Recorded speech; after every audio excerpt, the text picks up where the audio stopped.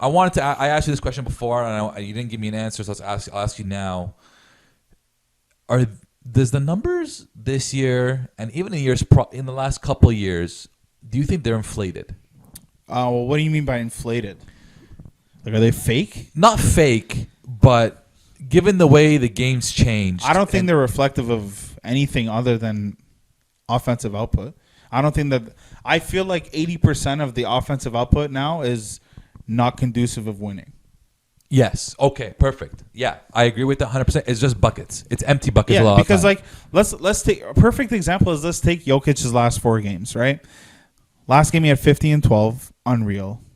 Not the game before, but the one before that, 47 and 12, unreal. And then 35 and 10, unbelievable. Yeah, San Antonio, Utah, sack. These. Okay, you want to win a championship, right? Yeah. So you got to play the Lakers. So Yeah. they played the Lakers. 13 points and 6 assists. 37% from the field. No threes. Buddy, Anthony Davis has you by the shorts, and it's not even close. And that's what I got to say. Like, he's having a great offensive season. Kudos to you, my friend. But you can't do this. And I'm pretty sure they played the Lakers earlier in the year, too. I'm going to pull it up because they didn't. But I'm gonna keep an eye out for it. He's struggling against Anthony Davis. Last year in the conference final, AD took him out of the game. Yeah. So, hey, Jamal Murray had a great bubble. Boy, Yeah. did I get conned and picked him up in fantasy. Yeah. Boy, do I regret that. on draft night, I joked. I'm like, I feel like I should take Fred VanVleet. Yeah, you with did this joke. pick. Yeah. And I'm like, nah, who am I kidding? I got to take Jamal. Yeah. I messed up. Fred VanVleet's having a much better season than Jamal.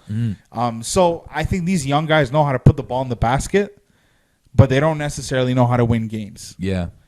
So I don't know. Is that what you mean by inflated? No, 100%. That's part of it. I think comparing it to years past, and especially when you go by decades, we never saw games go up to 120, 130, 110s consistently. If you scored 10 years ago, if you scored 100 points in a game, you're like, oh, wow, that's a high-scoring game. 105, that's a high-scoring game. That's a poor defensive game.